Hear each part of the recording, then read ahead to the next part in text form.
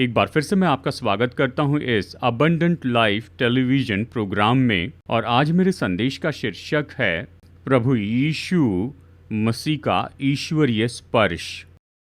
इस शब्द ईश्वरीय को देखिए, मतलब परमेश्वर। यीशु के पास परमेश्वर का स्पर्श था क्योंकि वो तो स्वयं परमेश्वर थे। इन दिनों में कुछ लोग चर्च से इस तरह पूछते हैं, हमें दिखाइए एक वचन बाइबल में से जहां यीशु ने कहा कि मैं परमेश्वर हूं। अच्छा सवाल है। मैं आपको बता सकता हूं ऐसे बहुत से वचन जहां स्वयं यीशु ने ये दावा किया कि वो परमेश्वर हैं। पहला संदर्भ जो मैं आपको देना चाहता हूं वो है, तुम कहते हो तू निंदा करता है इसलिए कि मैंने कहा मैं परमेश्वर का पुत्र हूं। इस वचन में यीशु ने कहा वो परमेश्वर के पुत्र हैं। तो दोष निकालने वाले इसके बारे में उल्टा जवाब देंगे।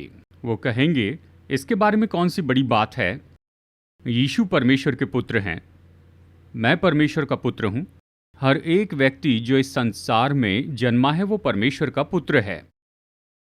ये कहने में कोई खास बात नहीं है कि यीशु परमेश्वर का पुत्र होने का दावा कर रहे हैं। चलिए मैं स्पष्ट बता दूं उन सबको जो ये सवाल पूछते हैं। वो यही कह रहे हैं कि सब परमेश्वर के पुत्र हैं। अवश्य ही हम परमेश्वर की सृष्टि हैं, लेकिन यीशु तो परमेश्वर की सृष्टि नहीं हैं। यीशु तो परमेश्वर के पुत्र हैं और वो मानवीय माता पिता के द्वारा नहीं। यीशु कुंवारी मरियम के द्वारा जन्मे थे। ये ईश्वरीय रूप में गर्भधारणा थी। इसे थियोलॉजी में कहते हैं। बाइबल बहुत स्पष्ट सिखाती है कि यीशु तो परमेश्वर के इकलौते पुत्र हैं। इस पर गौर कीजिए।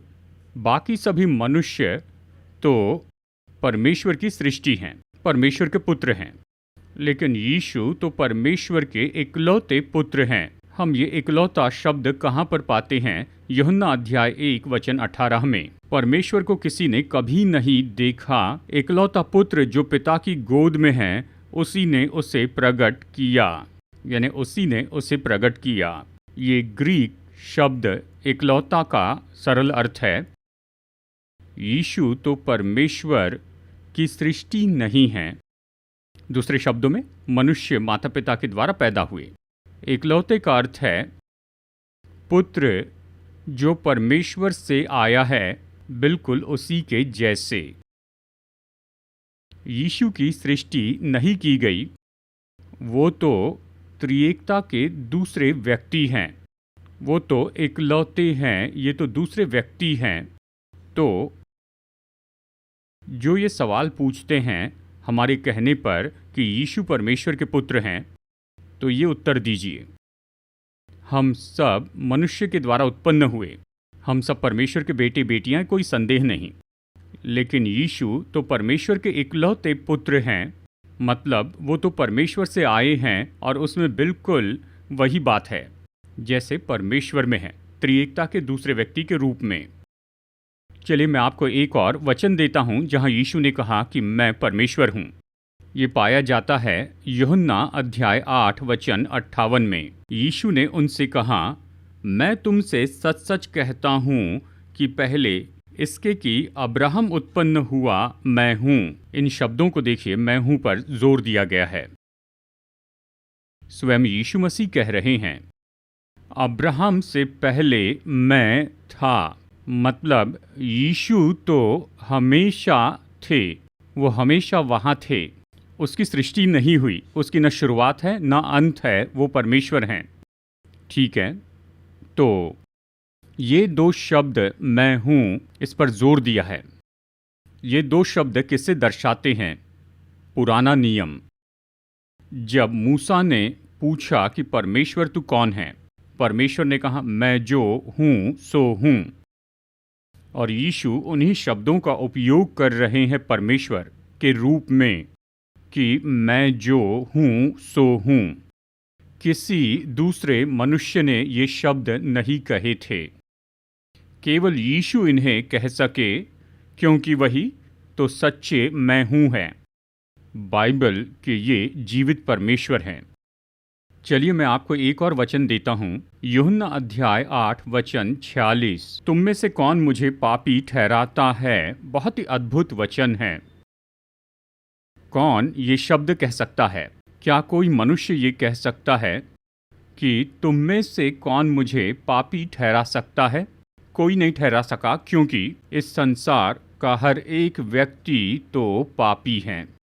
सब इसके बारे में जानते हैं, लेकिन एक व्यक्ति यीशु, वो बिल्कुल स्पष्ट कहते हैं, क्या तुम मुझ में पाप देख सकते हो? बस यही, जिस व्यक्ति में पाप है वो परमेश्वर नहीं है। यीशु ने बहुत ही स्पष्ट रूप में कहा, क्या कोई मुझे पाप के लिए कायल कर सकता है?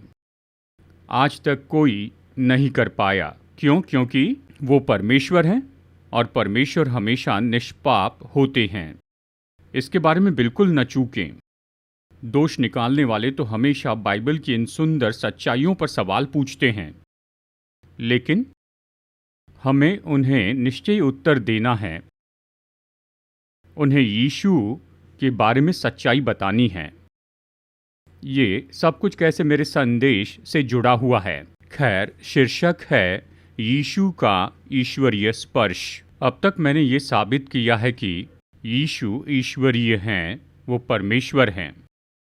तो परमेश्वर का स्पर्श तो खोला गया मेरे प्यारे दोस्तों, यीशु मसीह के मानव रूप लेने में, जो कि स्वयं परमेश्वर थे।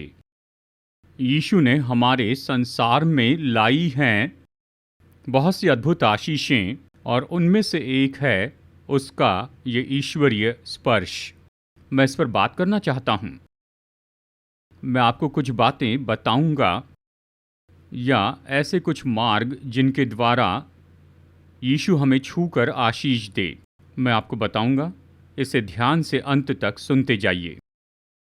तो यीशु के ईश्वरीय स्पर्श के बारे में विशेष क्या है? मैं आपके लिए पढ़ रहा हूँ 1 कुरिन्थियों अध्याय 1 वचन 24। परंतु जो बुलाए हुए हैं, क्या यहूदी क्या यूनानी, उनके निकट मसीह परमेश्वर की सामर्थ और परमेश्वर का ज्ञान है। ये कितना अद्भुत वचन है कि यीशु तो परमेश्वर की सामर्थ हैं।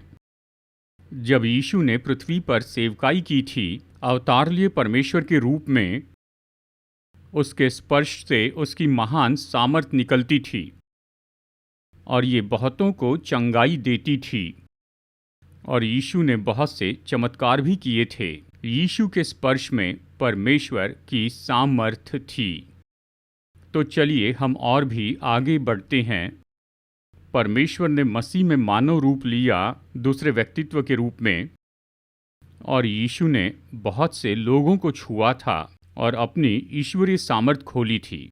लेकिन फिर कुछ अद्भुत बात हुई। इस पृथ्वी पर उसकी सेवकाई के बाद में यीशु मसीह तो मानवी पाप के लिए क्रूस पर प्रायश्चित करने के लिए चले गए थे, और ये प्रायश्चित मेरे प्यारे दोस्तों, इसने यीशु की महान सामर्थ को खोल दिया था, और ये उस समय से खोल दी गई है। मतलब उस समय से लेकर हमेशा के लिए, जब यीशु क्रूस पर मरे और जी उठे, यीशु की वो महान सामर्थ खोल दी गई, और ये तो अभी भी हमारे लिए उपलब्ध है उसके ईश्वरीय स्पर्श के द्वारा।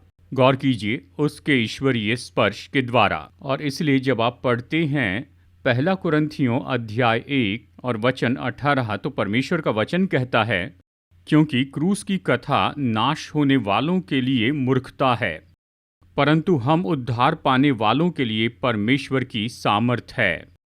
यीशु के क्रूस ने बड़ी ईश्वरीय सामर्थ खोल दी थी।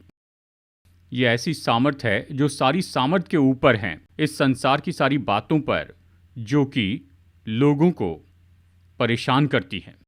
ये वो अद्भुत सामर्थ है। और क्रूस की ये सामर्थ, फिर कहूँ, यीशु के पुनरुत्थान के द्वारा स्थापित की गई है।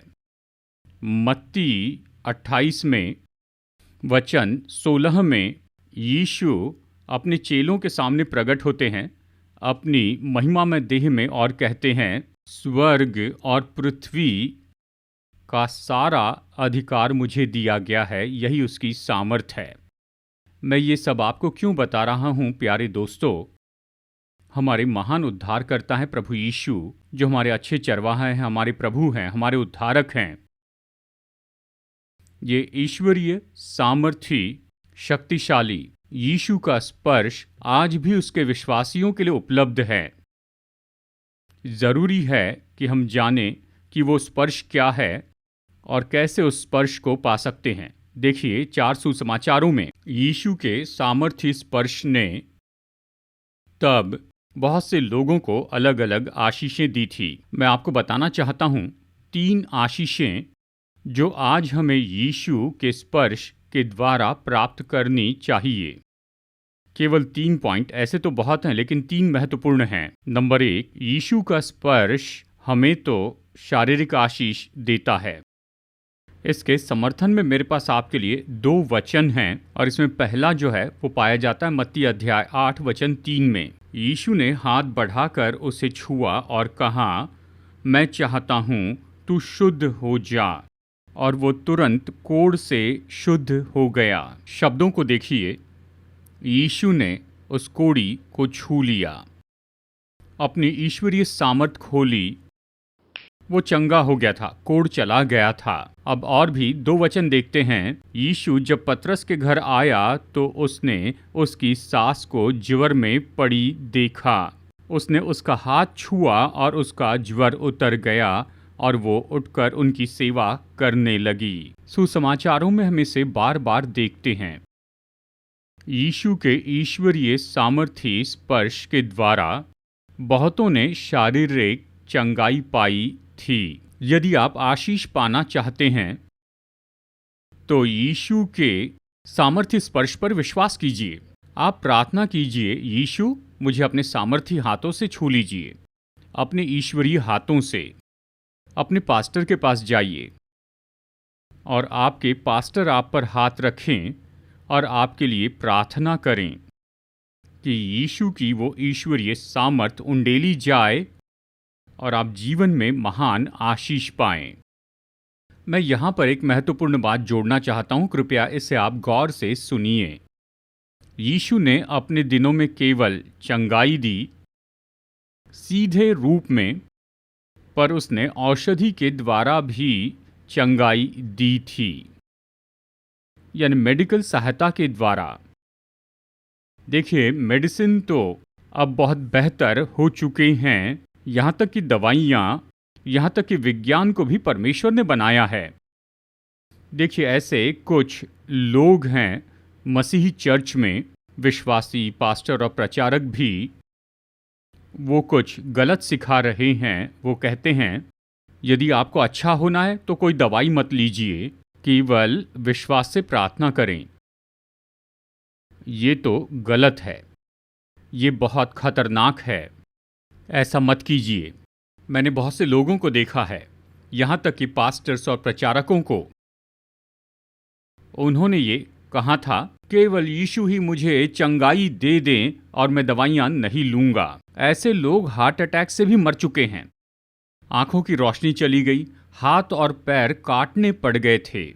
बात तो यह है मेरे प्यारे दोस्तों, हम विज्ञान का उपयोग कर रहे हैं हमारे जीवन के हर एक क्षेत्र में, यानी जो कार हम चलाते हैं, लाइट्स का उपयोग करते हैं, गैजेट्स का उपयोग करते हैं। देखिए, इसमें विज्ञान है और ये विज्ञान हमारी मदद कर रहा है, जीवन बेहतर बना रहा है। यहाँ तक कि दवाइयाँ भी ऐसा विज्ञान है जो परमेश्वर से आता है। अद्भुत है, विज्ञान परमेश्वर से आता है, दवाइयाँ परमेश्वर से आती हैं। तो जबकि हम विज्ञान का उपयोग कर रहे हैं बाकी सारे क्षेत्रों में, तो क्यों न दवाइयों के क्षेत्र में भी इसका उपयोग करें, जो कि सच में बहुत अच्छे परिणाम दे रहा है। गौर कीजिए, दवाइयों से हम अपना उपचार करवा सकते हैं। 2022 की बात है। मैं बहुत बीमार हो गया था। मैं लगभग मरने पर था। मैं तो 15 दिनों तक वेंटिलेटर पर था।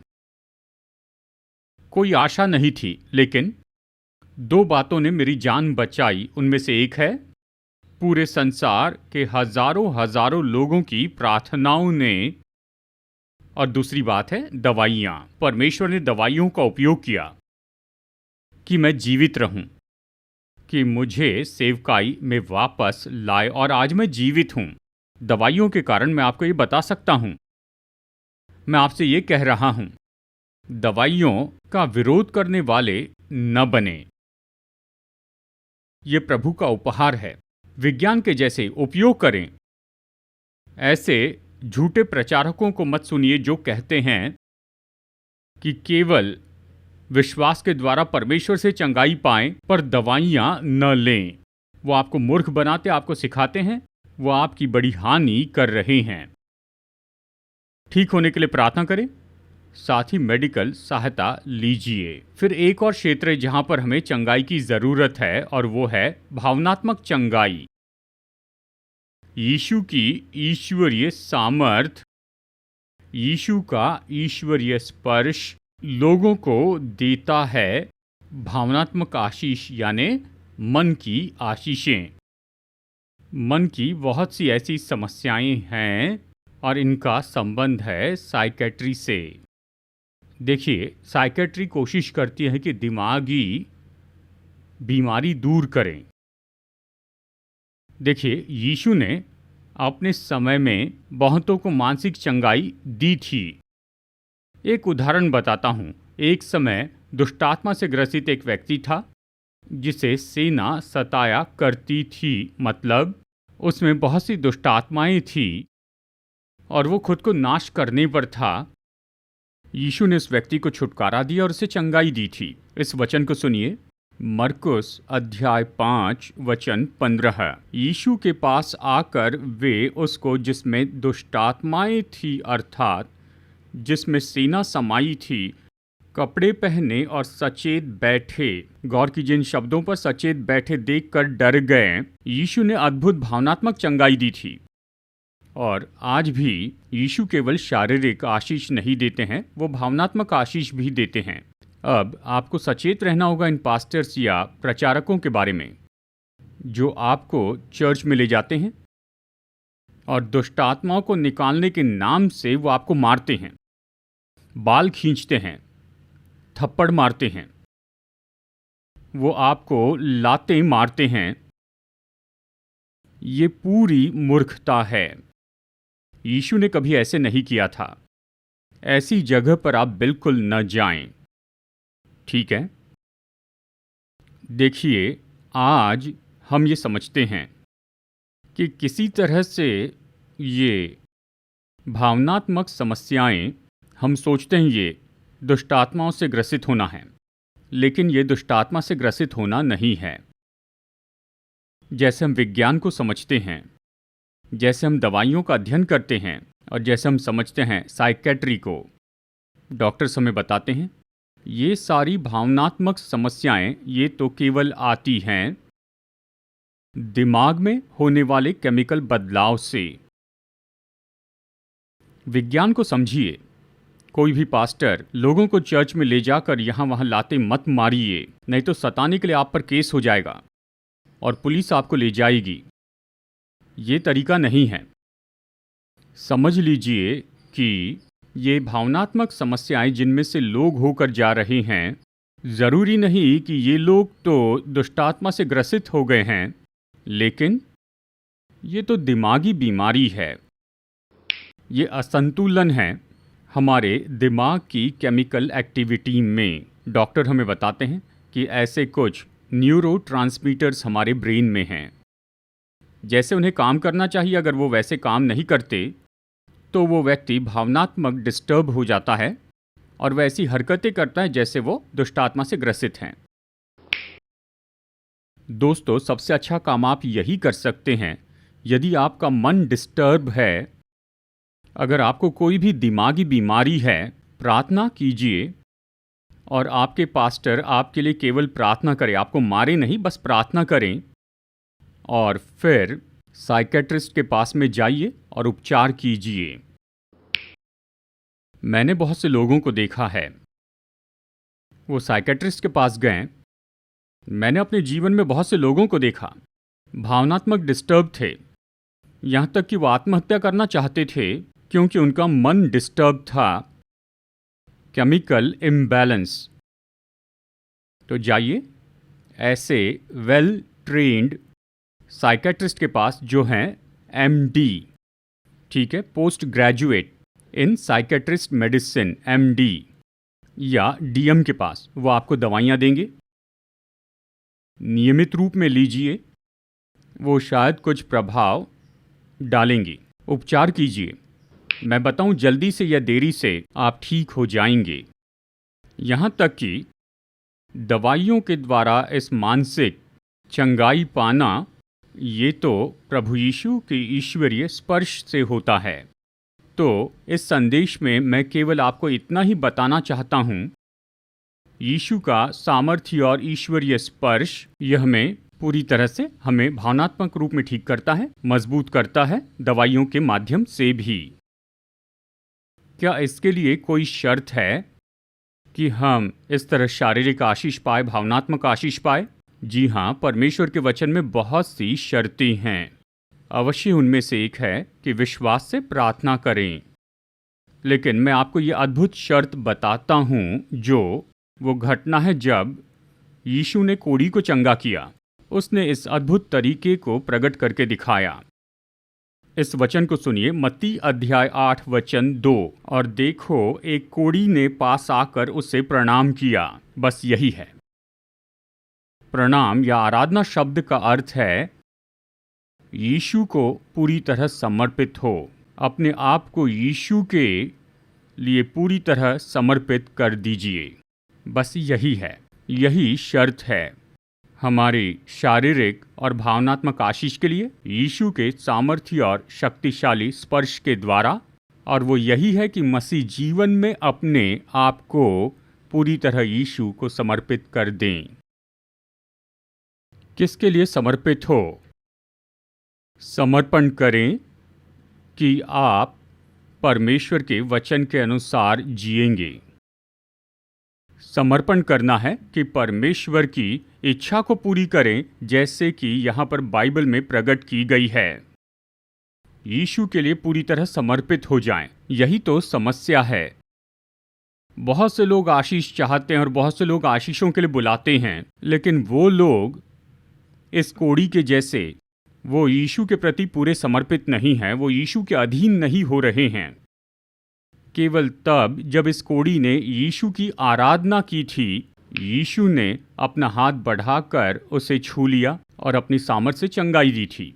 अगर हम ऐसा जीवन जिएंगे, कौन से क्षेत्र में आपको अभी भी यीशु के अधीन हो जाना है, यीशु की आज्ञाओं को मानना है, चर्च में उसकी सेवकाई पूरी करनी है, या ऐसा जीवन जीना है जो यीशु के लिए गवाह हो जाए, या हर एक पाप से दूर रहना हो, जिन पापों के लिए वचन हमें मना करता है उनसे दूर रहें। ये समर्पण है। परमेश्वर के वचन के लिए समर्पण दो तरीके से हैं। परमेश्वर का वचन आपको जो नहीं करने के लिए कहता है उसे मत कीजिए, ये समर्पण है। नंबर 2, परमेश्वर का वचन जो करने के लिए कहता है वो सब कीजिए, ये समर्पण है। और अवश्य ही ये सब एक दिन में नहीं हो सकता, इसके लिए पूरा जीवन लगता है। हृदय का पूरा परिवर्तन। हर दिन घुटने टेकिए और आप में रहने वाले पवित्र आत्मा से प्रार्थना कीजिए, कहिए, मुझे बदल दीजिए, मुझे बदल दीजिए परमेश्वर की सच्ची संतान के रूप में, कि मैं वही करूं जो यीशु चाहते हैं कि मैं करूं, और मैं कभी ऐसे काम न करूं जो यीशु नहीं चाहते हैं कि मैं करते जाऊं। इस तरह का समर्पण देते बहुत ही अद्भुत शारीरिक, मानसिक और यहाँ तक कि आत्मिक आशीषें यीशु के इस ईश्वरीय और सामर्थी स्पर्श के द्वारा। चलिए प्रार्थना करते हैं।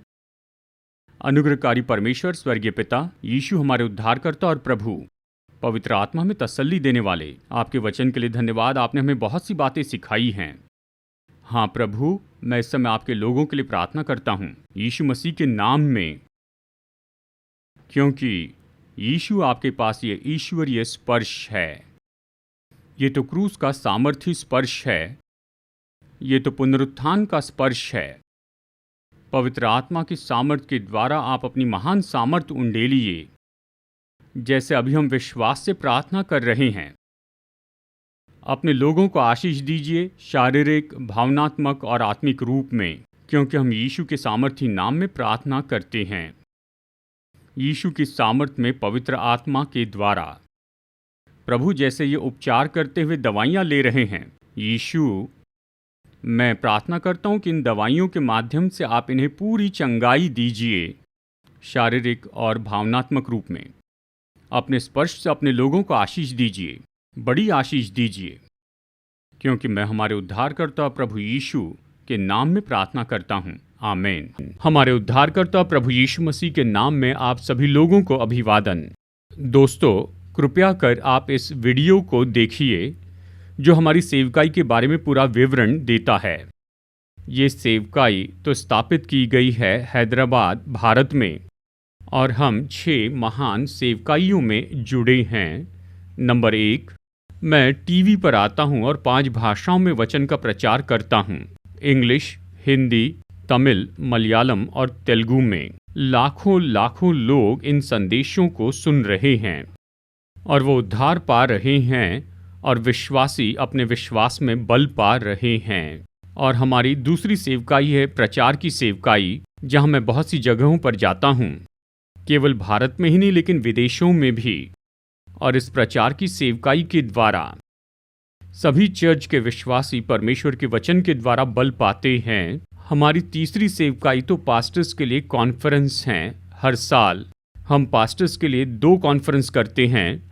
लगभग 130 पास्टर्स आते हैं, सभी अलग अलग प्रोटेस्टेंट चर्च से, और 4 दिनों तक हम उन्हें मसीह सेवकाई के अलग अलग दृष्टिकोण के बारे में ट्रेनिंग देते हैं। हम उनकी यात्रा का खर्च चुकाते हैं, रहने खाने की सुविधा देते हैं, हम उन्हें किताब भी देते हैं और साथ ही हम उन्हें नए कपड़े भी प्रदान करते हैं जैसे वो अपने घर लौटते हैं। और चौथी सेवकाई है एमोरी मिशन हॉस्पिटल, जिसके द्वारा हम अद्भुत सेवकाई कर रहे हैं। ऑर्थोपेडिक में, गायनेकोलॉजी और ऑब्स्टेट्रिक्स में बहुत से गरीबों की सेवा करते हैं। हर महीने हजारों गरीब ऐसे मरीज पा रहे हैं बहुत ही उत्तम मेडिकल सहायता इस एमोरी हॉस्पिटल द्वारा। नंबर 5, हमारे 3 अच्छे चर्च हैं जिनके द्वारा हम अच्छी सेवकाई कर रहे हैं और बहुत से लोग अपना जीवन प्रभु को दे रहे हैं।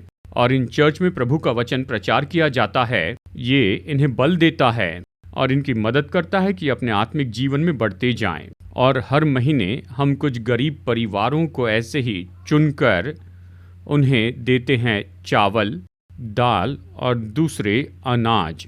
कृपया हमारी सेवकाई के लिए प्रार्थना कीजिए। अगर आप चाहते हैं कि हमारा न्यूज़लेटर पाए जिसका नाम है सीड, तो कृपया अपना पता स्क्रीन पर दिए हुए व्हाट्सएप नंबर पर हमें भेजिए, तो मैं तुरंत ही आपको अपना न्यूज़लेटर भेजूंगा। अगर आप में से कोई हमें कुछ योगदान भेजना चाहता है या एक प्रोग्राम के लिए स्पॉन्सर होना चाहता है, कृपया हमारा QR कोड नोट कीजिए, इसे स्कैन कीजिए और आप हमें ऑनलाइन अपनी भेंट भेज सकते हैं।